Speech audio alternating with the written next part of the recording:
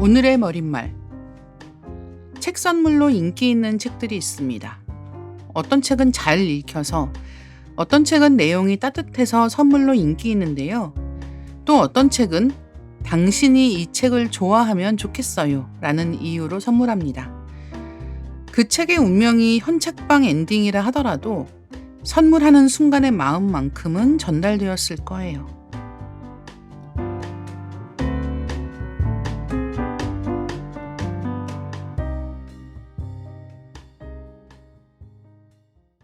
안녕하세요. 리딩 케미스트리에 오신 여러분 환영합니다. 저는 진행을 맡은 이다혜입니다. 언젠가 중고책을 구입했는데 책 맨 뒤에 면지에 긴 편지가 쓰여 있는 걸 발견했어요. 존 버거의 결혼을 향하여라는 책이었는데요. 그 편지는 사랑하는 사람에게 쓴 편지였어요. 어떤 사건 때문에 헤어졌다가 다시 만났다 헤어졌는데 먼 훗날에는 결혼해서 오랫동안 행복하게 지내면 좋겠다는 내용이었습니다. 그 책은 어쩌다 중고책으로 팔리게 되었을까요? 선물 받은 사람은 그 책을 읽었을까요? 그 편지를 읽었을까요? 중고책을 살 때면 이런 일이 드물게 있습니다. 김신지 작가님, 안녕하세요. 안녕하세요. 예, 여행 다녀오셨죠? 예, 자랑해 주세요. 그래서 2박 3일 걸리는데 네. 우선 제 이탈리아 돌로미티 지역에 다녀왔고요. 돌로미티가 이탈리아에서 볼 수 있는 알프스 산맥 지형이에요. 그래서 가면은 그 돌로미티 아시는 분들은 아시겠지만 그러니까 스위스보다는 저렴하게 음. 알프스의 풍광을 누릴 수 있는 그런 곳이고, 이게 겨울철에는 스키로 유명한데 이제 한여름에는 눈이 녹고 야생화가 피기 때문에 트레킹하는 곳이거든요. 그래서 저는 여름에 트레킹하러 갔는데 정말 너무 아름다웠고요.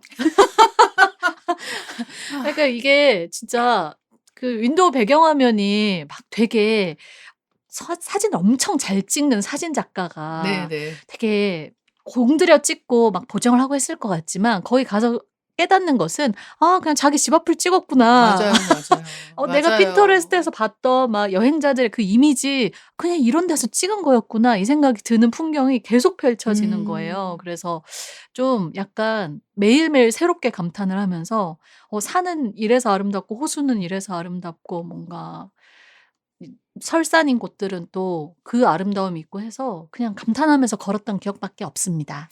아, 눈을 좀 그만 깜빡이세요. 아니 근데 거기 그러면은 그 하루 일과가, 그러니까 트레킹이면은 숙소를 바꾸면서 아. 이동하는 식인지, 아니면은 숙소를 정해 놓고 여기 이쪽 코스를 걷고 저쪽 코스를 걷고 이렇게 나눠서 조금씩 걷는 식인지가 좀 궁금해요. 후자로 여행하는 방식으로 하는데, 인제 그게 자기가 얼마나 걸을지에 따라 정해져 있는 것 같아요. 근데 뭐 적당히 걸으면서 하고 싶으신 분들은 숙소를 하나 잡고 그 숙소 한 2박 머물면서 근처에 갈 수 있는 음. 곳들, 좀 주요 스팟들을 네. 다녀오고, 그리고 사실 저는 많이 걷긴 했는데 막 그렇게까지 고생스럽게 안 걸어도 되는 게, 이제 그 스키장으로 쓰던 곳들은 스키 리프트를 여름에 이제 한시적으로 다시 오픈을 해서 그 아. 슈퍼 서머 패스라고, 그걸 끊으면 뭐 1 일권, 3 일권, 5 일권 있어요. 그럼 그 패스를 써 가지고 정상까지 올라가서 거기서 이제 트레킹 코스를 걷는, 그런 식으로 여행할 수 있는 곳들도 많아서 되게 다양하게 짤 수 있는데, 제가 그래서 돌로미티 생각보다 여행 준비가 많이 필요하더라고요. 아, 그래서 어떤 준비가 그러니까 필요한가요? 코스를 어떻게 짤지. 아, 일단 그게 제일 네. 중요하겠네요. 그래서 이번에 엄청 공부를 했어요. 그래서 혹시 돌로미티에 가게 되신다면 제가 정말 코스 막 이 설명, 개괄 이렇게 다 돌로미티학 개론 해 드릴 수 있습니다. 지금 이 얘기 들으면서 제가 코로 흥 코끼미. 일단 저처럼 약간 대자연을 좋아하는데 네.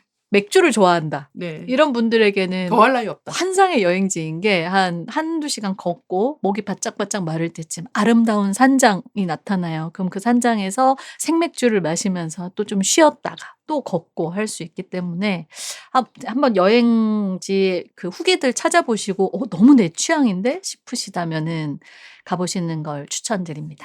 아니 그러면 왜 그 트레킹도 산이 어떤 산세냐에 따라서 차이가 좀 있는 것 맞아요, 같은데 맞아요. 예를 들면은 왜 지리산 같은 경우도 종주할 때 코스가 여러 개가 음. 있잖아요. 그런 식으로 그 산을 잘 타시는 분들은 경사가 좀 가파른 코스가 이어지는 곳도 잘 가시겠지만 아마 그렇게 '산을 음. 가고 싶긴 한데 내가 그렇게 산행에 익숙하진 않아.'라는 분들은 그 왜 능선 따라서 쭉 그 맞아요, 맞아요. 비교적 그 경사가 덜한 그런 코스를 선호하기도 하시잖아요. 그렇게도 갈 수가 있는 건가요?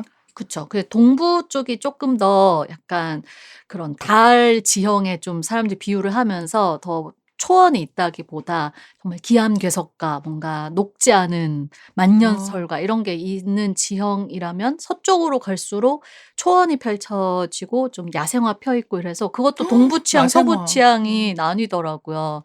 근데 아까 말씀드린 것처럼 뭐 차로 정상까지 올라가거나 리프트로 정상까지 올라가서 좀 평탄하게 걸을 수 있는 코스들이 있어서 근데 진짜 트레킹 하시는 분들은 아래에서부터 걸어서 올라오시거든요.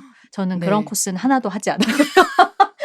기점까지는 차로 가서. 네. 네. 차나 리프트로 가서 인제 거기서도 오르내리는 구간들은 있으니까 그게 코스가 엄청 다양하게 나와 음. 있어서 가서 생각한 게 '아 내가 진짜 한 100분의 1 정도를 보고 오는 거구나 이게.' 그 생각이 드는 게 트레킹 코스가 워낙 많고 뭐 산악 자전거 타시는 분들 이런 분들은 '여기를 자전거로?' 막 이런 생각이 드는 지형까지도 올라오다 보니까 다음에는 좀 더 '안 가 봤던 데를 가 봐도 되겠다.'라는 생각이 들어서 음. 이렇게 한국 분들 중에도 또 가고 또 가시는 분들이 있더라고요. 근데 맞아요. 그게 이해가 되더라고요.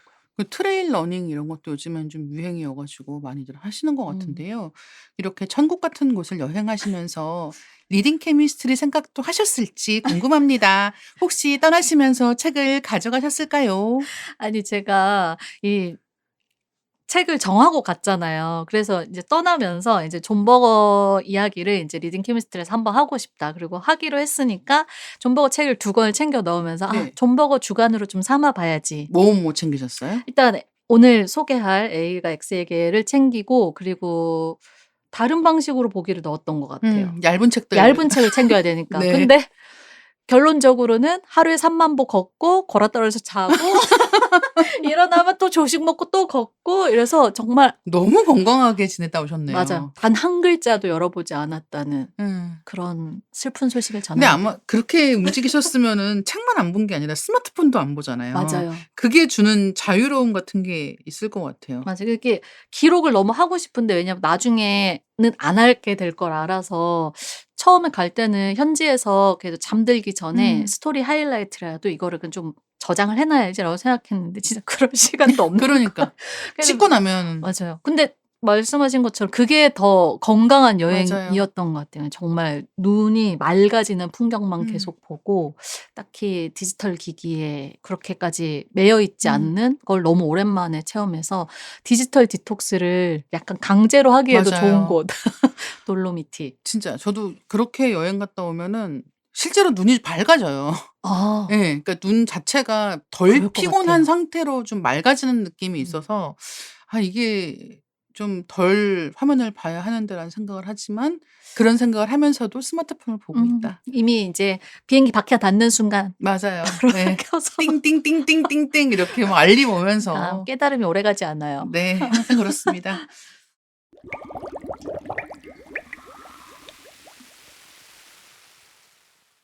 오늘 뭐 오프닝 때 존 버거의 결혼을 향하여 얘기를 했는데요. 참고로 이 책은 결혼식 가는 길이라는 제목으로 음. 재출간되었습니다.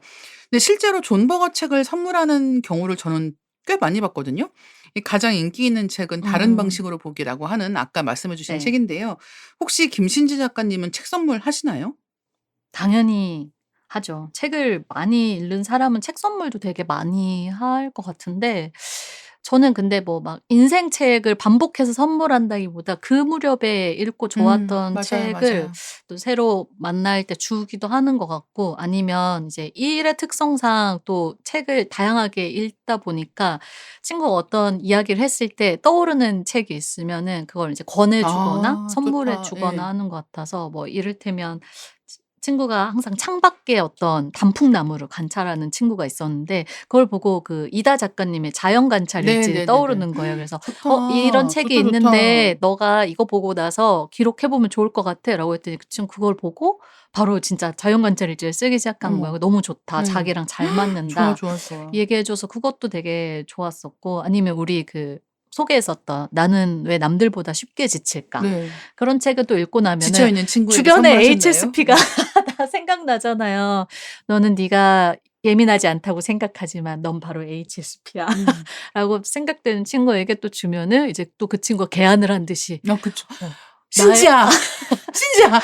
나의 불편감의 이유를 알았어." 네. 이렇게 그런 얘기 해 주면 또 되게 뿌듯하고 하니까 좀 그런 방식으로 또 뭐 "회사 생활이 고민된다." 또 작가님의 훌륭한 저작들이 있잖아요. 네네. 감사합니다, 감사합니다. 출근길의 기억해 주문, 주십시오. 퇴근길에 예. 이거 "언니에게 한번 뼈를 맞아 봐라." 이러면서 네네네네. 그런 책 주기도 하고 해서 좀 상황별로 선물하는 편인 것 같아요. 음. 어떠세요?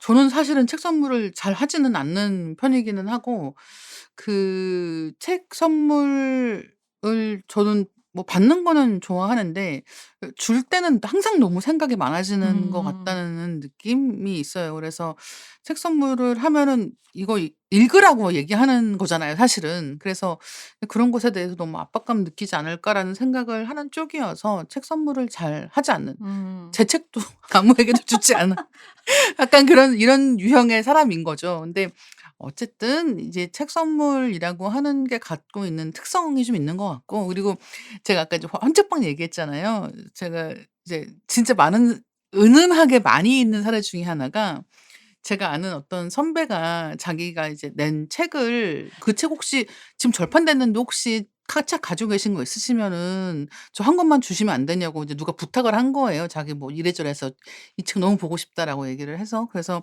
어떻게 일단 자기도 갖고 있는 게 한 권인가 밖에 없어서 '어떻게 할까?' 고민하다가 이제 인터넷 서점에 중고책이 있어 가지고 그거를 산 거죠. 아 샀는데 거기에 자기가 아무개한테 사인해서 세상에. 준 책이었던 거예요. 그래서 정 손절했나요? 절교했다고 하나요? 예 손절은 하지 않았더라고요. 어. 예. 어쨌든 그 회사 내에서의 더 높은 분이었기 때문에 그냥 아. 약간 눈 한번 이렇게 깜빡하고 넘어가는 정도로 잊어버렸다고는 하는데 이런 일들도 생각보다 많아서 이 중고책 같은 거 책 사서 보면은 뭐 선물하는 경우는 진짜 맞아요, 맞아요. 많고요.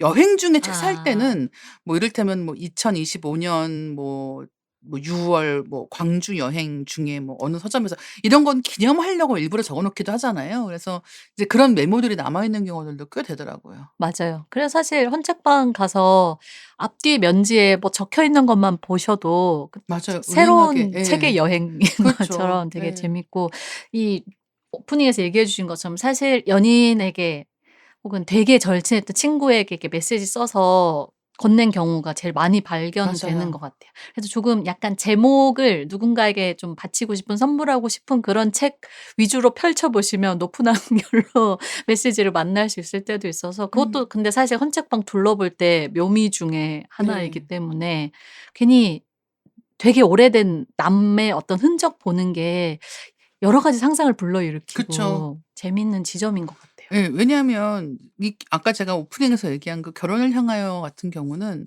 이 두 사람이 헤어졌기 때문에 이 책을 팔았을 수도 있지만 두 사람이 결혼했기 때문에 오히려 그러니까 이런 경우에는 어. 책이 두 권 되잖아요. 그러니까 왜 어. 서재 결혼시키기 같은 맞아, 책도 맞아. 있지만 책 두 권 돼서 한 권을 그냥 무심코 처분했는데 그게 돌아다니는 걸 수도 음. 있다. 물론 뭐 어떤지는 알 수 없다. 음. 이런 것들이 굉장한 묘미가 아닌가 하는데 오늘 이야기할 책도 '어떻게 됐을지 알 수 없다.'라는 부분 때문에 묘미가 음. 있는 책이 아닌가라고 생각을 하고 있습니다. 맞아요. 존 버거는 워낙 단단한 팬층이 있는 작가인데요. 간단히 작가 소개를 해 보겠습니다. 존 버거는 영국 런던 태생으로 미술 비평가, 사진 이론가, 소설가, 다큐멘터리 작가, 사회 비평가로 널리 알려져 있는데요. 다큐멘터리 존 버거의 사계에서는 존 버거가 이렇게 말했습니다. "내가 만일 스토리텔러라면 그것은 내가 듣는 사람이기 때문입니다." 그의 본다, 듣는다는 행위는 여러 책에 걸쳐 우리에게 깊은 인상을 남겼는데요. 처음에는 미술평론으로 시작해서 점차 관심과 활동 영역을 넓혀 예술과 인문, 사회 전반에 걸쳐 깊고 명쾌한 관점을 제시했습니다. 중년 이후 프랑스 동부의 알프스 산록에 위치한 시골 농촌 마을로 옮겨가 살면서 생을 마감할 때까지 농사일과 글쓰기를 함께 했고요.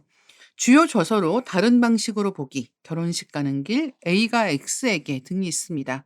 존 버거 원래 좋아하시나요?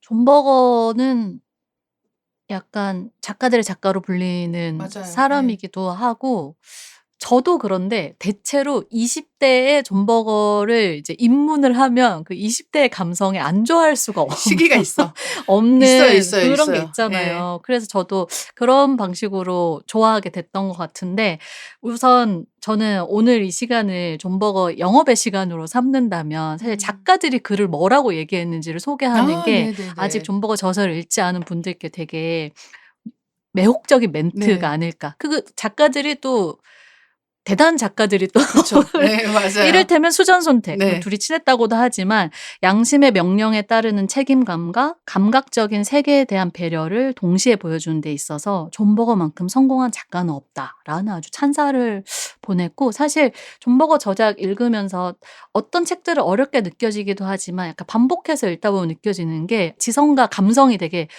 '이 정도로 밸런스 있게 쓰는 작가가 있나.'라는 맞아요. 예. 생각이 절로 드는 작가이기도 한 것 같고요. 그리고 우리나라로 치자면 박연준 시인이 항상 그 존 버거에 대한 사랑을 밝혀오고 계시거든요. 그래서 "한 번도 만난 적 없지만 늘 내 인생의 선생님이라 생각하는 사람이 있다면 그건 존 버거다."라고 이야기했고요. "지금부터 죽을 때까지 단 한 작가의 책만 읽어야 한다면 존 버거를 고를 것이다."라고 이야기하기도 했어요. 이것도 사실 어느 작가 입장에서는 너무 정말 좋은 일이죠. 맞아요. 죽을 예. 때까지 단 하나의 작가를 읽어야 그러니까요. 되는데 예. 그게 나라니. 그리고 작가는 아니지만 틸다 스윈튼하고는 워낙 수십 년 우정을 나눈 걸로 유명한데 정신적 쌍둥이라고 이 존 버거를 칭하기도 하고 존 버거의 사계라는 다큐를 기획하고 또 출연하기도 했는데요. 거기서 이제 언급하면서 "그는 내가 아는 사람들 중에서 가장 진실되고 지혜로운 사람이다." 그리고 "레디컬 휴머니스트라고 표현을 해요. 급진적 휴머니스트고 발끝까지 혁명가다."라고 표현했는데 이미 이 세 분의 이 맞아요. 소개글만 봐도 '아 어떤 사람이길래 이렇게까지 모두가 매력적으로 생각했을까.' 하는 생각도 들고 저는 이제 틸다 스윈튼하고의 그 일화 중에 되게 좋아하는 게 두 사람이 생일이 같아요.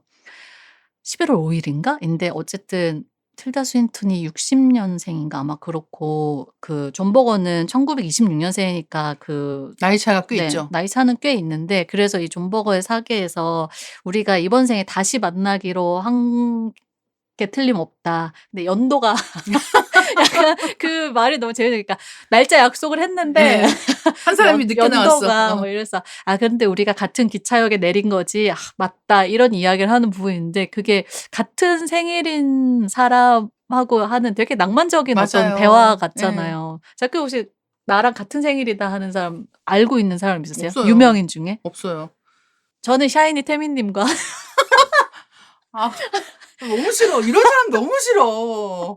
그냥 우연인데 넬슨 만델라 대통령 저기요. 저 한번 찾아보거든요. 저도 우리도 찾아봐야겠네요. 우리도 이번 생에 만나기로 했는데 연도가 달랐을 뿐. 음. 죄송합니다. 샤이니 월드 여러분. 네 예. 그래서 그런 게 있는데 아무튼 이런 소개를 보면은 이 사람에 대해 너무 궁금해지잖아요. 그러면서 이게 호기심을 가지는 분들도 있을 텐데 근데 아까 이제 20 대에 되게 탐닉하게 된 작가라고 말씀을 드렸던 게 삶 자체가 2017 년에 타계했지만 어쨌든 삶 자체가 1926 년에 태어나서 한 90 까지 사는 동안 이제 세계의 참혹함을 목격하고 맞아요. 거기에 대해서 정말 발언을 많이 했던 네 네. 작가고 그거 자체가 굉장히 청춘에게 매력적으로 소구되는 지점이 분명히 있는 작가라는 생각이 드는데요. 저는 이 시대의 반항가로 유명한 그 일화 중에 하나가 사실 소설지로 부커상 받았을 네 네 때 네. 일화를 말씀드리면은 거기 어쨌든 부커상 받고 너무 명예로운 자리지만 그 수상하러 올라갔을 때 부커상의 이 재단 재원이 어떻게 음. 마련됐는가에 대해서 식민주의 착취로 이루어진 기금이기 때문에 "나는 이것을 흑인 인권단체에 반을 기부하겠다."라고 해서 그걸로 굉장히 화제가 많이 네. 되고 영국에서도 굉장히 단숨에 그 발언 자체로 굉장히 유명해지기도 했었죠. 그런 것들이 20대 제가 보기에 얼마나 멋있었을까요? 이 권위에 저항하면서 그 수상 자리에서 그렇게 말을 할 수 있는 작가는 많지 않잖아요. 예. 아니 진짜 그 말이 맞죠. 그리고 어 이 존 버거는 그러니까 예를 들면 뭐 작품에서는 그런 이야기를 하지만 실제로는 정치적 발언을 하지 않는 게 현명한 음. 처사라는 이야기를 점점 더 많이 하는 세상인 것 같아요. 왜냐하면은 그러면은 같은 의견이 아닌 사람들에게 공격받거나 음. 배척당할 수 있기 때문에. 근데 존 버거는 정말 한평생 그렇게 얘기를 했어요. 자기가 맞아요. 옳다고 믿는 신념에 대해서 계속 이야기를 해 왔던 사람이고, 예 그래서 뭐 팔레스타인 문제에 음. 대해서도 적극적으로 발언을 해 왔던 사람이고. 그래서 사실은 전 다시 이 책을 보면서 생각을 한 건데, 진짜 2025 년에 존 버거가 살아 있었으면 얼마나 맞아요. 얼마나 이 모든 상황에 대해서 많은 생각을 하고 음. 이야기를 했을까라는 음. 생각을 안 할 수가 없는 맞아요, 거예요. 맞아요. 그래서 존 버거는 작품을 통해서도, 그리고 작품 바깥의 현실에서도 적극적으로 자신의 의견을 밝히는, 음. 옳다고 믿는 것을 향해서 절실하게 음. 이야기할 줄 아는 작가였다는 생각이 듭니다. 그리고 저도 20 대에 존 버거를 알게 되었는데, 그때 이제 저는 진짜 제가 20 대였던 때는 이 존 버거 선물을 진짜 많이 했어요. 어. 그래서 어 그런 거죠. 예를 들면 뭐 "그 오빠가 존 버거 좋아한대." 그래서 존 버거 좋아하는 친구도 있었고. 흑역사 끌어올리네요. 네. 예예. 그리고 친구요? 친구죠? 잠깐 조용히 해 보세요. 그리고 하여튼 그래서 뭐 누가 "누구 되게 취향이 좋아. 그 사람 되게 취향이 좋아."라고 얘기할 때 "존 버거 좋아한대."라고 하면 약간 음. 모든 게 설명되는 느낌 같은 게 맞아요, 있었던 맞아요. 거예요. A가 X에게라는 책은 김신지 작가님의 픽입니다. 이 책 선정하신 이유가 무엇이었을까요? 일단 개인적인 이유에서는 제가 처음으로 읽은 존 버거 소설이 이제 A가 네. X에게여서, 원래 이 저작이 좀 많은 유명 작가의 경우에는 어떤 책으로 이 작가를 접하느냐에 따라 그 인상이 남잖아요. 네. 근데 저한테는 이 A가 X에게가 첫인상으로 아 남다 보니까 나에게 존 버거는 '감성과 지성이 이렇게까지 훌륭한 밸런스를 이룬 맞아요. 사람이 있나.'라는 생각을 하게 해준 작품이기도 했고요. 그리고 이 시간이 존 버거 영업의 시간이라면 좀 입문작으로는 가장 대중적이기도 맞아요, 하고, 맞아요. 또 서간체로 쓰인 소설이기 음. 때문에 편하게 조금 더 입문할 수 있는 그런 작품이어서 가지고 왔어요. 근데 저는 아까 작가님도 이번에 다시 읽으면서 엉엉 우셨다고 했지만, 이 책을 20 대의 그 말랑말랑한 감성으로 읽었을 때 진짜 얼마나 이게 좀. 마음이 찢어져. 맞아요. 막 네. 그러고 여운이 되게 오래가고요. 네. 그래서 '왜 그랬을까?'라고 이번엔 생각보다 덤덤하게 읽었거든요. 그래서 네네. '왜 그랬을까?'라고 생각해 봤더니, 이 어쨌든 큰 키워드가 혁명과 네. 사랑이잖아요. 이것은 20 대가 매료될 수밖에 없는 주제다. 왜냐하면 그 당시에 막 20대 초중반에 이런 작품을 읽으면 어쨌든 세상이 더 나아질 거라는 그쵸. 기대와. 그리고 나아져야 하고 음. 거기에 기여하고 싶다는 마음이 있는 맞아요. 거죠. 그 마음이 가장 강렬하게 들끓을 때고, 그리고 그전까지는 잘 몰랐던 세계 이면 같은 것에 대한 여러 가지 정보들, 이런 것들을 많이 네. 찾아보고 또 접하고 이런 나이대여서, 그런 것을 알게 될 때에 그 묘한 희열 플러스 이제 '알게 된 만큼 행동하는 지식인이 되어야 된다.' 맞아요. 이런 예. 생각을 정말 많이 하는 시기잖아요. 그러면서도 또 관계 면에서는 내가 더 좋은 관계들을 맺어 나가면서 정말 소설 속에 등장하는 것처럼 '이런 깊이 음. 있는 사랑까지도 내 인생에 있을지 몰라.'라는 이런 생각을. 없나요? 지금 너무 없어요? 과거처럼 얘기했죠. 네. 그런 생각을 하던 시기에 읽어서 저한테는 이 소설이 주는 되게 여운이나 감동이 오래갔던 것 음. 같아요. 그래서 정말 어떻게 보면은 그때 제 나이쯤에 있는 독자들에게 너무 권하고 싶은 그런 맞아요. 소설이기도 한 것 같습니다. 그래서 오늘 가지고 왔어요. 줄거리 소개를 간단하게 해 주시면 좋을 것 같습니다. 네. 이 책은 A가 X에게라는 이 제목의, A는 여자 주인공 아이다고요. X는 사비에르, 자비에르라고 부를 수 있는데, 그 이름의 첫 네. 그 이니셜을 따서 A가 X에게 보내는 편지로 이루어진 소설이에요. 그래서 사비에르는 반정부 테러 조직 결성 혐의로 지금 이중 종신형을 받고 감옥에 수감되어 있고, 근데 이중 종신형을 받았으니까 이제 연인인 이 X를 A는 다시 만날 기약이 없는 거죠. 네. 결혼한 사이가 아니어서 면회도 갈 수 없기 때문에 그런 기약이 없고 사실 다시 만나지 못하게 될 연인에게 편지를 계속해서 쓰고, A는 아이다는 여기서 약제사예요. 그러니까 약사로 이제 그 현장을 떠난 연인에게 자신은 그 마을에서 또 병든 사람들을 계속 치료해 주고 약을 처방해 주고 하면서 본인의 일상들을 계속 적어서 보내고, 이 편지로 쓰여진 소설이라고 하면은 그럼 이제 주고받는 편지 같지만 사실 우리는 X의 편지는 볼 수가 없고, 네. 이 A가 보낸 편지 뒷면에 사비에르가 어떤 메모들을 했는지, 근데 그것이 굉장히 반세계화, 반자본주의에 대한 여러 가지 간략한 메모나 혹은 아포리즘이나 어떤 시인이나 다른 정치가가 했던 말들, 이런 게 파편적으로 들어가 있어서 읽는 사람 입장에서는 A의 상황은 계속 알 수 있는데 사비에르가 감옥에서 지금 어떤 상황이고 그래서 교수형을 청하게 되는 것인지 혹은 지금 감옥 내 상황이 어떤지 이런 것들을 전혀 알 수가 없는 채로 예. 굉장히 알 많은. 수 있는 게 약간 있기는 맞아요, 하지만 맞아요. 정말 너무너무 약간인 맞아요. 거죠. 그래서 어떻게 보면 독자가 되게 들어설 여지를 많이 주는 소설이기도 한 것 음. 같아요. 사실 이 서두에서 존 버거 자신이 직접 등장해서 이 편지와 메모들을 어느 폐쇄된 교도소에서 발견했다라고 이야기를 하고 있습니다. 그래서 이 어떻게 보면 기존에 나온 존 버거의 소설들과 마찬가지로 현실과 허구의 경계를 허물면서 시작하는 이야기인데요. 이런 구성에 묘미가 있죠. 왜냐하면 그 처음에 이제 어떤 폐쇄된 교도소가 있는데 거기에 그 73호 감방의 마지막 수감자가 침대가 붙어있던 벽에 수납칸을 만들었다는 거예요. 근데 거기에 편지가 새 음. 묶음이 들어 있었고 이제 그 편지를 여기에 싣는 구성이란 말이에요. 그러니까 마치 실제 있는 편지를 음. 가져다가 실어 놓은 것 같지만 사실은 소설이다라고 맞아요. 하는 것이고, 근데 문제는 읽다 보면 너무 '진짜 이 사람들 실존하면 어떡하지?'라는 생각이 드는 거예요. 너무 네. 실존하는 이야기 같고 '이렇게 음. 헤어져 있는 음. 연인들이면 어떡하지?'라는 생각이 들고, 그리고 이 자비에르라고 하는 사람이 어 이 사람이 이를테면 반정부 테러 조직을 결성했다라고 이제 정말 그 법원에서 음. 할 수 있는 이 사람에 대한 어떤 낙인은 그런 것이지만, 그러니까 실제로 이제 어떤 일을 하는 사람이냐면 그런 뭐 이런 세계화에 반대하고 어떻게 하면 사람들이 더 인간적인 삶을 살 수 음. 있는가 같은 것들을 위해서 운동을 하던 사람인 거예요. 음.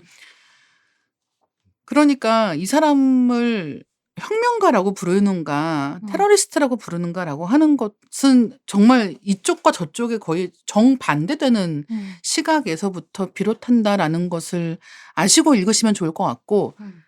예, 그래서 저는 읽으면서 계속 '아 이런 사람들이 분명히 어딘가에 있을 텐데 음. 이렇게 편지를 주고받을 텐데.'라는 생각을 하면서 음. 읽으니까 더 감정이입이 됐던 것 같아요. 맞아요. 네. 그게 사실 이런 구성을 택한 스토리텔러로서 존 버거의 어떤 역량, 네, 맞아요. 그리고 사실 뻔뻔하잖아요. 네.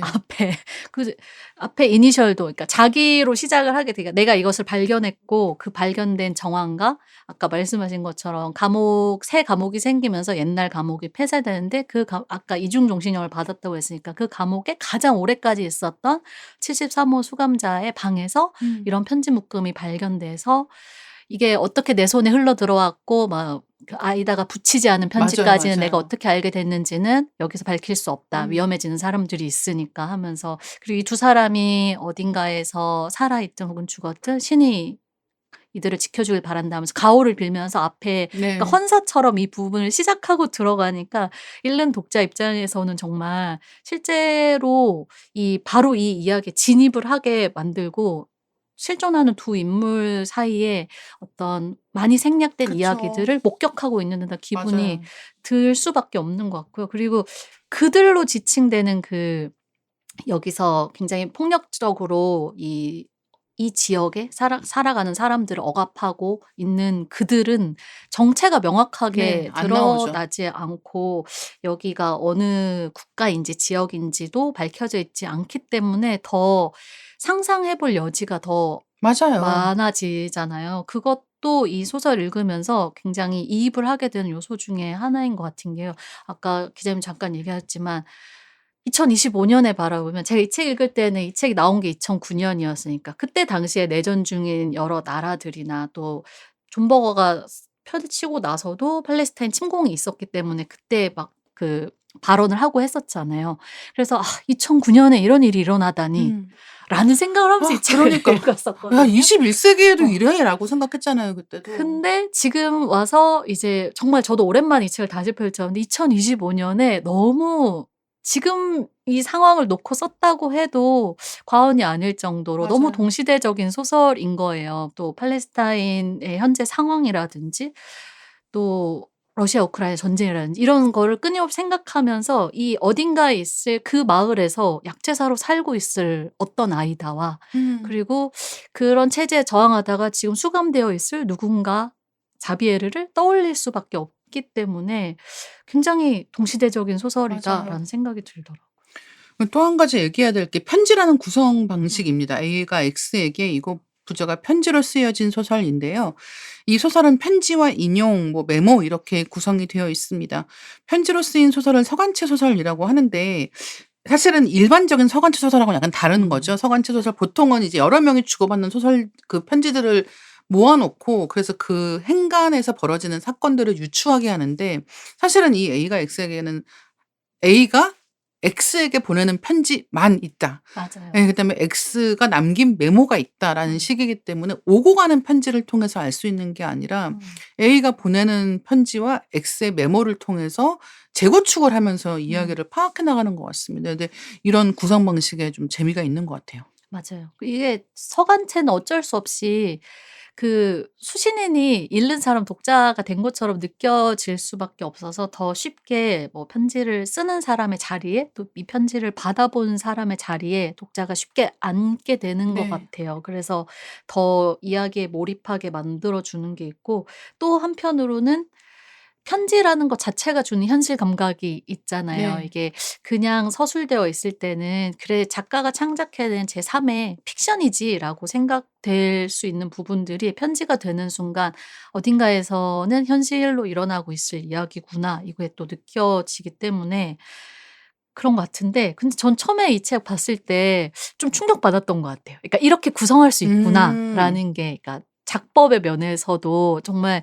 서간체 소설이라고 하면은 A와 X가 주고받는 소설 그 편지여야 할 것 같은데 그쵸. 한 방향으로만 편지가 구성되어 있다는 네. 게 그리고 그 자비에르의 X의 어떤 상황 같은 것은 내가 메모로만 그 맞아요. 편지지의 뒷면에 적혀 있는 메모로 이 소설에서는 고딕체로 구분을 해 두긴 했는데 그 시도 자체도 되게 신선하게 느껴졌고 그리고 존 버거는 드로잉을 했던 사람이어서 여기 또 직접 그린 이제 맞아요. 손 그림 같은 것이 등장을 하는데 이를테면 아이다가 이제 얼마나 그립겠어요. 음. 그리고 이 사람이 결국은 살아생전 다시 만날 수 없을 거라는 그 음. 예감 속에서 쓰는 편지이기 때문에 그 사람이 너무 그리울 때 손그림을 그리고 "이건 맞아요. 당신을 만지고 싶은 손이다."라고 하는 그런 부분들이 등장을 하는데 그 손그림을 소설에 등장시킬 수 있다는 생각도 해본 적이 없었기 때문에 음. 독자로서의 제가 그래서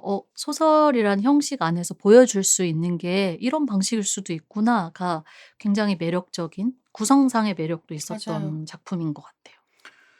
그래서 이 편지는 읽는 사람이 항상 편지를 쓸 때는 누구에게 쓰잖아요. 그리고 읽을 때는 항상 그 편지의 수신인이 되어서 읽는 음. 거기 때문에 모든 편지 이런 식의 서간문의 또 재미 중에 하나는 나한테 쓰는 편지를 읽는 것 같은 음. 그러니까 혹은 다른 두 사람의 내밀한 비밀을 엿보는 것 맞아요, 같은 맞아요. 이런 느낌을 주기 때문에 굉장히 감정적으로 밀착해서 보게 되기가 쉽거든요. 근데 한 가지 단점이라면 사실은 이게 몰입하기가 또 쉽지 않은 거예요. 음.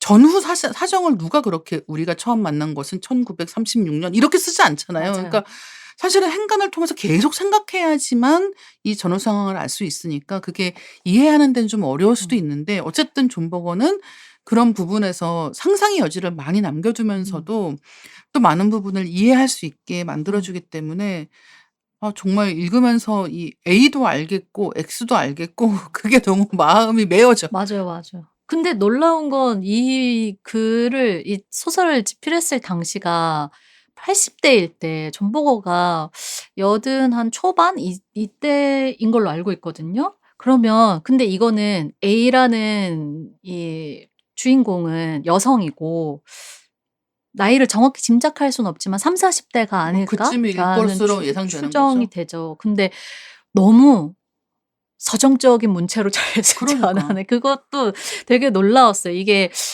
같은 비슷한 연령대일 때 남성이 여성 화자로 썼다고 해도 놀라울 텐데 80의 맞아요. 나이에서 80을 넘긴 나이에서 이런 연애 소설을 음. 쓸 수 있다는 것 자체도 맞아요, 맞아요. 굉장하다라는 생각을 하게 되는 그리고 음. 되게 아름다운 문장들도 많아서 저는 이번에 다시 보니까 20 대에 제가 어디에 밑줄을 긋는지를 볼 수 있는 좀 수치심이 있더라고요. 네. 어머 이런 문장이 되게 좋았었구나. 좋았었구나. 어렸던 신지는. 뭐 어디다가 옮겨서 뭐 누구한테 주기라도 했으려나 막 이런 생각이 들면서 이제 지금의 제가 읽을 때 옛날 과거에 내가 그은 밑줄이 굉장히 그런 부분에 많이 쳐져 있길래 음. 사랑을 갈구하던 나이였고 이런 예. 생각도 했습니다. 이 책에서 김현우 번역가가 옮기에 말해 보면 이런 문장이 있습니다. "이 소설이 보여주는 세계에서는 지극히 개인적인 것이라고 여겨지는 연애 이야기가 세계화에 대한 저항으로 이어지고 있다. 여기에서 아이다와 사비엘의 사랑은 곧 저항의 다른 이름인 것이다." 사랑 이야기가 저항 이야기가 될 수 있는 이유는 어떤 데 있을까요? 이게 저는 존 버거가 정말 잘하는 분야가 굉장히 사적인 이야기로 시작을 해서 결국 여기 담겨 있는 이야기는 체제에 대해서 우리가 맞아요. 어떻게 생각할 수 있는가에 대한 커다란 질문을 던지잖아요. 근데 거기 굉장히 능통한 작가로 딱 A가 X에 쓰는 편지글로 이루어진 소설을 구상을 했구나라는 생각도 들면서 사실 사랑은 고유성에 대해서 가장 깊게 생각하는 행위잖아요. 맞아요. 그래서 아이다가 생각하는 X와 이 수감되어 있는 그 시설에서 이를테면 간수들이 바라보는 X 혹은 여기서 그들로 지칭되는 적이 바라보는 X는 너무 그냥 음. 다 한 명의 개인이 아니라 그냥 여기 있는 수감자 중에 한 명일 뿐이고 그리고 우리가 붙잡아다가 처형해야 되는 어떤 반체제 인사 중에 하나일 뿐인데 아이다 입장에서는 너무나 고유한 개인인 거죠. 이 편지글 속에 등장하는 다양한 장소들, 공간들을 함께 걸었었고 여기 있는 이웃들과 함께 교류가 있었던 너무나 고유한 개인으로서의 X에게 편지를 쓰고 있기 때문에 그 세계가 결국 이어진다는 것을 이 소설에서 끊임없이 이야기를 해 주는 것 같아요. 저는 여기서 아이다가 썼던 편지의 문장 중에 "우리를 두렵게 하는 건 작은 일이에요. 맞아. 우리를 죽일 수도 있는 거대한 일은 오히려 우리를 용감하게 만들어 음. 주죠." 라고 하는데 사실 이 두 문장이 이 소설의 요약인 것 같거든요. 맞아요. 그래서 되게 가슴 아프게 읽으면서 정말 계속 현재에 있을 아이다와 자비에르를 끊임없이 떠올리게 맞아요. 되고 되게 좋아하는 작품입니다. 근데 음. 좋아하는 작품에 대해서는 설명을 잘 못해요. 사람의 특징이. 이거 좋은데. 그것도 맞아요. 예. 그냥 좋은데 한 읽어 봐. 좋은데 뭐라고 말로 할 수가 없네. 약간 맞아요, 자연강장제 같은 맞아요. 거죠. 근데 지금 말씀해 주신 게 저도 되게 동의하는데 이 책에서 아이다가 쓴 편지들이 쭉 나오다가 아이다가 썼는데 붙이지 못한 편지가 나올 때가 있어요. 네네. 근데 이를테면 뭐 어떤 거냐면 아이다가 있는 상황도 그렇게 평온하지 않은 거예요. 맞아요. 그래서 이제 뭔가 되게 폭력적인 음. 상황이 벌어지기도 하고 막 그들이 뭐 어디를 수색한다든가 막 이래서 난장판이 되기도 하고 막 이런 일들이 벌어진단 말이에요. 근데 그런 편지 그러니까 아이다가 쓰는 편지의 대부분의 내용은 뭐냐면 "우리 만났을 때 기억나? 우리가 같이 뭐 했던 거 기억나?" 그러니까 이 사람이 그 감옥에 갇혀 있지만 거기에 갇혀 있는 느낌이 들지 않게끔 음. 같이 무언가를 했던 기억들을 것들에 대해서 되살릴 수 있는 그런 이야기들을 많이 쓴단 말이에요. 좋은 이야기만 쓰는 거예요. 음. 근데 실제로 "여기는 여전히 심각해. 다들 괴로워하고 있어." 이런 얘기는 써 놓고도 안 붙이는 거예요. 맞아요. 그러니까 사실은 그런 어떤 편지는 붙이고 어떤 편지는 붙이지 않는가에 대한 부분도 이제 읽어 보게 되면 약간 '아 너무 마음을 울리는 그런 맞아요. 대목이 있지 않나.'라고 생각을 맞아요. 하게 됩니다. 뭐 이를테면 지난밤 간밤에 폭격이 있어서 뭐 되게 순박했던 어떤 이발사 누구의 집이 그냥 그 폭격으로 사라져 버린다든지 혹은 아이인데 그들이 총을 맞아요. 쏴서 예. 그걸 인제 친구들이 데리고 와서 그 친구를 해야 되는 어떤 상황 같은 것에 대해서 사실 바깥에서의 상황도 전혀 녹록치 않은데 그것을 연인에게 전달할 수 없어서 그걸 실컷 읽고 나면 뒤에 붙이지 않은 편지 이렇게 돼 그러니까 있어서 맞아, 맞아. "영감님." 이러면서 읽게 되는 그런 소설이기도 하죠. 음. 그리고 어떤 후기는 봤더니 이게 되게 안 읽혔던 이유가 그러니까 아이다가 말하는 주변인들에 대한 얘기가 너무 많다. 상세해서 근데 응. 내가 누군지도 모르는 그 이발사 얘기를 아니면 그런 소년 '이걸 이야기를 내가 왜 읽어야 되지?' 어 이런 이게 생각하시는 우리가 분도 있을 소설을 수 볼 있죠. 때 'A가 X의 서사를 알고 싶지.'라고 생각하고 이제 이걸 서사로 들어가려고 하면은 '이 인물들을 이렇게까지 상세하게 묘사할 필요가 있나?' 음. 이런 생각을 하면서 읽으면 이 소설이 답답한 거죠. 네. 그리고 너무 그 어떤 '잔가지 같은 이야기가 많다.' 이렇게 느껴질 수가 있는데 근데 저는 일부러 이렇게 저도. 다고 예. 생각을 해요. 왜냐하면 A에게 X가 너무 고유한 한 사람인 것처럼 이 사람들이 다 그런 거죠. 그래서 그 이발사든 소년이든 같이 적들로부터 사람들 지켜주려고 인간 띠를 만들었던 아낙네들이든 그 사람 한 명 한 명의 이름을 다 맞아. 이야기하고 그 사람이 어떤 말을 했고 뭘 입고 있었고 집이 어떤 곳인지에 대해서 묘사하는 것 자체가 아마 존 버거는 이 사람들 한 명 한 명을 다 호명해 주고 싶은 맞아요. 작업이었겠구나라는 생각이 들더라고요. 예. 진짜 말씀해 주신 게 딱 맞는 얘기인 것 같아요. 그러니까 이 A가 X에게가 그냥 사랑 이야기라서 두 연인 이야기를 하기 위해서 쓰인 책이라고 생각하기가 되게 어려운 거죠. 맞아요. 그러니까 이 세계에서 벌어지고 있는 폭력에 대해서 존 버거가 이야기할 수 있다. 가장 잘 이야기할 수 있다라고 생각한 방식이 연인이 함께할 수 없게 된 이유인 음. 거예요. 그들을 갈라 놓는 것은 무엇인가? 음. 그들을 함께할 수 없게 하는 것은 무엇인가라는 것이고 그게 이 세계의 폭력이라는 것인데 그 세계의 폭력은 이 연인들에게만 작동하는 것이 아니고 그들 모두에게 그러니까 예를 들면 감옥에 갇혀 있는 사람 당연히 고생하겠죠. 근데 바깥에 있는 사람도 안전할 수 음. 없는 이 현실에 대해서 그 주변에 있는 사람들이 경험하는 일들을 음. 통해 알려주는 것이 굉장히 중요한 목적 중의 하나가 음. 아닌가라는 생각을 하게 됩니다. 소설에서 아이다는 사비에르를 여러 가지 애칭으로 부릅니다. 스페인어, 터키어, 아랍어 등 여러 국적의 애칭이 등장하는데요. 미 구아포, 미 소플레테, 미 골론드리노, 하야티, 카나딤, 하비비 이렇게 여러 언어의 애칭을 쓴 이유도 있을 것 같거든요. 그쵸. 그 소설 속의 편지를 낯간지럽게 생각하시는 분들은 막 예를 들어 번역을 하면 사실 뭐 네. 나의 사자 뭐 이렇게 맞아요, 됐을 때 맞아요. 예.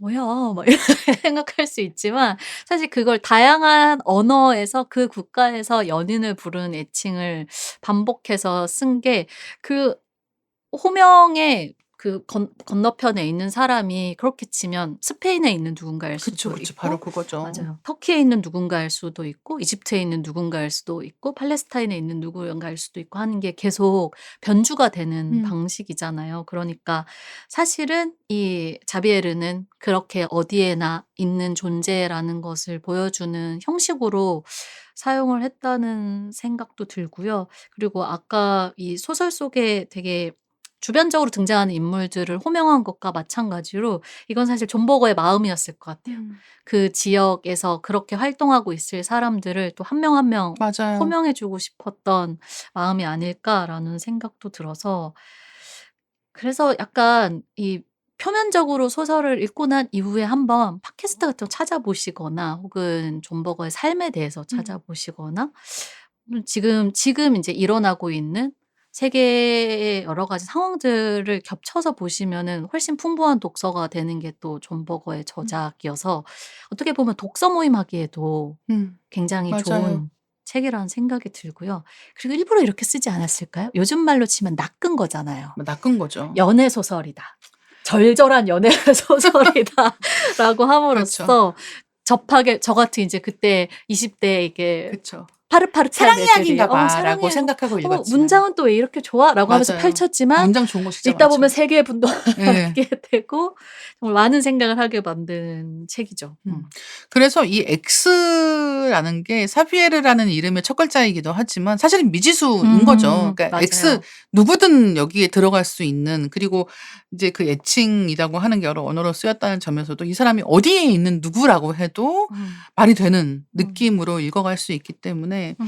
예 그런 면에서 되게 재미있는 부분이라고 생각을 맞아요. 했습니다. 사실 꼭 분쟁 지역이 아니어도 지금 현재 읽는 독자 입장에서는 이 A와 X의 자리에 사실 존 버거가 계속 써온 것은 자본주의 체제 안에서 소수가 될 수밖에 없는 약자가 될 수밖에 없는 사람들을 계속 호명해 온 작업을 했기 때문에 이 자리에 더 다양하게 생각하면서 읽을 수 있을 것 같아요. 농민이든 뭐 이주 노동자든 성소수자든 우리가 노인이든 여성이든 약자로 지칭되는 사람들의 자리, 그리고 내가 나의 좀 고유성을 지우는 체제라고 생각해서 저항하고 싶은 어떤 것들, 이런 것들을 대입을 하면서 읽으시면은 훨씬 더 와닿는 독서가 되시지 않을까 싶어요. 맞아요. 이 존 버거는 책 서문에서, 한국어판 서문에서 문학의 집으로 들어가는 몇 가지 문에 대해서 이야기를 합니다. 권위 있고 공적인 목적을 위한 정문, 그보다는 소박하고 개인적인 용도를 위한 연문, 음.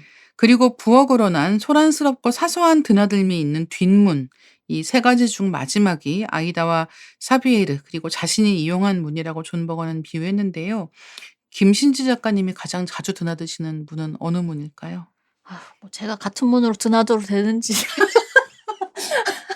제가 존 버거 할아버지와 같은 문으로 드나든다는 거에서 굉장히 송구한데요. 네네네네. 저는 그 작은 문 정도인 것 같은데 예. 근데 사실 옆문이로 비유된 걸로 자주 드나드는 것 같은데 사실 끌리는 얘기는 뒷문의 그쵸. 이야기 항상 끌리는 것 같아요. 그리고 그 뒷문으로 드나드는 이야기를 정말 잘 쓴 작가 중에 한 명이 존 버거인 것 같고 그 아까 처음에 이야기했던 부커상 수상하고 절반은 이제 흑인 인권단체에 기부를 했잖아요. 그 나머지 절반으로 했던 작업이 이주 노동자들 연구에 맞아요. 나머지 취재비를 써서 그러고 한 3-4년 뒤에 나온 게 이 제7의 인간이라는 음. 저서인데 거기서는 그 장 모로라는 사진 작가와 평생에 맞아요. 걸쳐서 벗으로 지내면서 작업을 했는데 이주 노동자 개발도상국 출신의 이주 노동자들이 유럽에 와서 당시에 일하고 있던 상황들을 르포 형식으로 취재를 해서 썼죠. 이게 정말 뒷문을 드나드는 작가의 이야기로 굉장히 훌륭한 작품이기도 하고 또 소설 킹에서는 노숙자들의 24시간을 다루면서 이거는 인제 개의 입장에서 바라본 맞아요. 노숙자들의 삶인데 그 이야기를 쓴 것부터 그리고 사실 40 대에 가장 큰 명성을 누리던 무렵에 갑자기 프랑스로 이주를 해서 아까 알프스 산맥 네. 갔잖아요. 저랑 좀 이어지지 않나요? 알프스 산 하지 마세요. 정말. 알프스 뭐예요 정말. 알프스 산맥 가면은 이 사람들이 어머 생각했을 때 노. 약간 동시대 사람들도 '몇 년 저러다 말겠지.'라고 맞아, 맞아. 생각했을 것 같아요. 맞아요. 근데 음. 평생 살았어요 평생을 그때부터. 살았어요. 예. 그러고 농민들의 이야기를 쓰기 시작했죠. 근데 그런 삶 자체가 주는 너무 울림이 진짜, 있는 것 같아요. 진짜. 노동 이야기를 하면서 노동을 이렇게 관찰하는 것만으로 쓰지 않고 농민 이야기를 하면서 '농민이 되어 봐야 한다.'라고 생각하고 그 되어 본 삶에서 빠져나오는 게 아니라 그냥 그렇게 살아 그쵸. 버리잖아요. 그래서 그 존 버거의 사계라고 하는 다큐가 가능한 거예요. 여기는 계절로 살아가는 곳에 살았거든요. 예 그런 게 '이 사람이 가지고 있는 진정성을 확인할 수 있는 방법이기도 하다.' 맞아요. 하는 생각을 했고, 결말 얘기 잠깐 해 볼까요? 요 결말이 굉장히 특이합니다. 왜냐하면 서간문이고 음. 감옥에 있는 사람한테 편지가 오던 거잖아요. 이 편지가 갑자기 끊긴단 말이에요. 네. 근데 맨 마지막 편지 다음에 메모가 있는데 오늘 밤의 탈출 경로라고 되어 음. 있는 메모가 있습니다. 사실 이 메모만 봐서는 '탈출 가능할까?'라는 생각이 좀 들긴 이렇게 하는데 탈출할 수 예 그림이 이렇게 쓱쓱쓱쓱 이렇게 네. 있는데 그래서 이제 추측해 볼 수가 있는 거죠. 가능성 하나는 탈출했다. 음. 그래서 탈출해서 이 감옥이 비어 있었고 그다음에 다들 다른 감옥으로 옮길 때 요 방의 물건들은 가져가지 않았다라는 게 하나 가능성이 있는 것이고 또 한 가지 가능성은 탈출하다가 실패했거나 음. 아니면 여러 가지 방식으로 뭐 좀 다른 일이 있어서 죽었다라는 것도 가정해 볼 수 있는 것 같아요. 죽었기 때문에 이 방에 있는 물건들을 챙기지 못하고 이 사람은 세상을 떠났을 것이다. 탈출했다면 두 사람은 만났을 수 있는 거죠.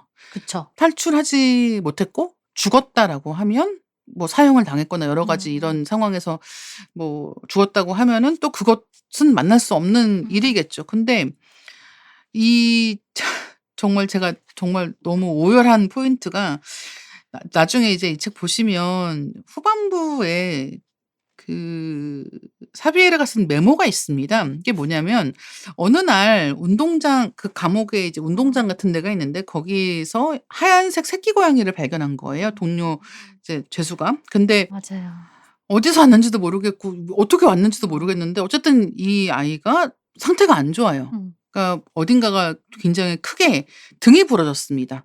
그래서 다시 살아날 수가 없는 상황인 거예요. 그래서 이 고통을 멈추게 하고 싶은 거예요. 그러니까 이제 이 죄수들이 간수한테 가서 이 고양이를 안락사해 주고 싶다라고 얘기를 하는 거예요. 그 고통을 끝내주고 싶다라고 얘기를 한 거죠. 그래서 결국은 이 아이가 죽는 모습을 보게 됩니다. 이제 그리고 이제 그 고양이가 죽는 모습을 보고 다들 약간 조용해지니까 간수는 옆에 있다가 '아 이 녀석들 뭐지?'라고 생각하고 뭔가 이상한 분위기라고 생각하고는 이제 그 총의 안전핀을 풀었다 잠궜다 하면서 이렇게 이 사람들을 보는 거예요. 근데 이제 이 같이 있던 다른 죄수가 "상처만 입고 간 거야."라고 말을 하니까 사비에르는 어떻게 쓰냐면 "녀석은 탈출했다."라고 씁니다. 이렇게 한 다음에 몇 페이지 지나지 않아서 이 탈출. 오늘의 탈출 경로가 나왔는데 네. 저는 이거를 보는데 약간 너무 마음이 무너지는 거예요. 그러니까 이 탈출한다는 말에 너무 많은 얘기를 하고 있는 거예요. 그래서 어쨌든 다시 얘기하면서 너무 눈물 날 것 같아. 그래서 지금 눈이 그렁그렁해지셨어요. 그래서 어쨌든 이 결말 부분에 맞아요. 대해서는 많은 생각을 할 수 있을 것 같다. 맞아요. 어떻게 생각하셨나요? 굉장히 정말 저는 또 기자님이 얘기해 주셔서 그런지 더 정말 한편의 영화처럼 맞아요. 이 예. 전체의 편집글이 그렇게 느껴지게 만들거든요. 그리고 사실 그렇게까지 막 이입이 되지 않는 독서를 하시는 분들은 그냥 이렇게 술술 넘어갈 맞아요. 수도 예. 있는, 근데 그렇게 읽던 사람도 이렇게 걸려 넘어지게 하는 장면들이 자꾸 중간중간에 등장을 해요. 저는 여기서 사비에르가 이렇게 뒤에 등장하는 메모, 간략한 메모, 그리고 체제에 좀 저항하는 자신의 생각들, 이런 것들로 등장하니까 이 사비에르에게 이입을 할 수 있는 부분들을 사실 되게 제한적으로 보여주잖아요. 근데 한 번씩 아이다에 대한 그 무너지는 듯한 그 애정을 밝히는 어떤 그러니까. 대목이 등장할 때나, 저는 그 매일 밤마다 책을 이렇게 쌓아서 어느 정도 높이를 만든 다음에 그 책의 꼭대기에 정말 간당간당하게 올라가겠죠? 그러면서 그 사람이 한 일이 그 조그만 창문으로 밤하늘을 보는 건 거예요. 근데 그런 게 묘사되는 장면이 나올 때 이 정말 그 감옥 안에서 이중 종신형을 받고 갇혀 있는 사람이 그 바깥과의 연결과 그 감각을 잃지 않으려고 매일 밤마다 책으로 탑을 쌓고 거기에 올라가는 맞아. 행위를 사실 우리가 이 보지 못한 많은 행간에서 매일매일 그쵸. 해오는 일이구나. 네네네네. 그리고 그걸 이제 아이다가 알고 거기에 대해서 언급한 장면도 있죠. 막 그런 거 볼 때마다 너무 또 마음이 무너져. 너무 무너지는 슬퍼. 거예요. 눈물 나. 그래서 왜 여든에 썼는지도 알 것 같은 거야. 이게 읽으면 읽을수록 너무 많은 행간에 숨어진 이야기가 있다는 생각도 들고요. 그리고 저는 존 버거 되게 좋아하는 이유 중에 하나는 본인은 계속 스토리텔러라고 말하는데 그거를 이제 이야기꾼으로 번역을 하긴 하는데, 이 스토리텔러라고 할 때 이 사람이 말하는 거는 나는 이야기를 만드는 사람이 아니라 이야기를 전달하는 사람이라는 음. 얘기를 인터뷰에서 되게 반복적으로 하거든요. 그래서 초반에 언급해 주셨던 그 네. 듣는 사람으로서의 듣는 행위가 사실은 작가의 윤리이자 책무인 거에 음. 대해서 굉장히 오랫동안 이야기해 온 사람이어서 이 소설도 전달자로서 쓰려고 했던 소설이라는 생각이 들고, 그리고 그 어떤 인터뷰에서는 자기가 글을 쓰는 이유는 사실 쓰지 않으면은 사라져 버릴 이야기들, 목소리들이 너무 많기 때문에 맞아요. 그것을 그냥 전달하는, 정말 중간에 있는 전달자로서지 내가 그런 위대한 훌륭한 작가가 아니다. 이 얘기를 되게 반복적으로 해온 사람이란 말이에요. 그리고 실제로 해온 모든 작업들이 그랬고, 그 점에서도 되게 그런 글을 쓰지만 그렇게 살지 않는 사람들이 얼마나 많은지는 너무 잘 알고 우리가 너무 잘 있잖아요. 알잖아요. 예. 그래서 맞아요. 어떻게 보면 정말 천연 기념물 같은 음. 변절하지 않은 지식인이자 어떤 자신의 삶으로 그걸 다 끝까지 보여주고 떠나버린 음. 사람이어서 더 오래오래 또 이렇게 회자되지 않을까 하는 생각도 들어요. 맞아요. 언젠가 존 버거가 로자 룩셈부르크에게 쓰는 서간문 형식의 글에서 로자 룩셈부르크의 말을 인용했습니다. 사실 또 로자 룩셈부르크가 누군지를 얘기하려면 한참 걸리는데 검색을 한번 해 보시면 네. 너무 또 막 가슴속에서 뭐가 이렇게 끓어오르는 느낌을 예 음. 받으실 수 있는 그런 인물입니다. 어쨌든 인간답게 지내는 것이 그 어떤 것보다 중요합니다. 그건 확고하고 분명하며 활기찬 것을 의미하죠. 네. 이 모든 상황에도 불구하고 그 어떤 일 앞에서도 활기차게 지내는 것이요. 흐느끼는 건 약한 자들에게나 어울리는 행동입니다. 인간답게 지낸다는 것은 거대한 운명 앞에 스스로의 삶을 즐겁게 던지는 것이지요. 인간다움을 위해서 인간이 필요로 하는 것, 아마도 존 버거가 한평생 글로 써온 것이 아닐까 생각했습니다. 작가님은 이 책을 어떤 분들한테 추천하시고 싶으세요? 음. 일단 20대 신지 같았다. 지금 세계 환멸을 느끼고 있는 2030들에게 특히 추천하고 싶고요. 지금 읽어 주신 그 문장 너무 진짜 너무 좋지 네, 않아요? 진짜. 정말 강한 사람이 할 수 있는 음. 뼈대만 남은 것 같은 이야기인 것 같고, 그리고 이 김현우 번역가 또 EBS PD시기도 맞아요. 하잖아요. 그 김현우 작가님의 저작들도 되게 좋은데 음. 이 직접 만나 적이 있는 이야기를 그 하시기도 했거든요, 인터뷰에서. 근데 진짜 되게, 그리고 존 버거 사진, 얘 사진 보면은 약간 장난꾸러기 같은 그 음. 장꾸 얼굴이 있어요. 네. 근데 실제로 만났을 때도 눈이 정말 그렇게 반짝반짝 빛나면서 이렇게 농담하고 음. 사람 정말 좋아하고, 그게 되게 인간적인 면모에서도 되게 느껴졌다는 그런 이야기 들으면서 '좋겠다. 직접 만날 수도 있었다니.'라는 생각도 드는데, 이게 뭔가 존 버거의 저작들은 지금 우리가 이 폭염과 이 폭염을 겪으면서 막 '인간이 잘못해서 지구가 이렇게 복수를 하는 거야.' 이 생각도 하고, 막 정치 경제적으로도 되게 환멸이 들어서 그런 이야기할 때가 많잖아요. 근데 그럴 때일수록 읽으면 좋은 음. 소설이자 에세이들이라는 생각이 들고요. 사실 1926 년에 태어나서 2017 년에 작고하기까지 얼마나 많은 세계 참혹함과 또 전쟁과 그런 것들 목격하면서 그때마다 목소리를 냈던 사람이 끝까지 희망을 가지고 해 주었던 이야기가 있다는 것 자체가 울림이 있는 것 같아요.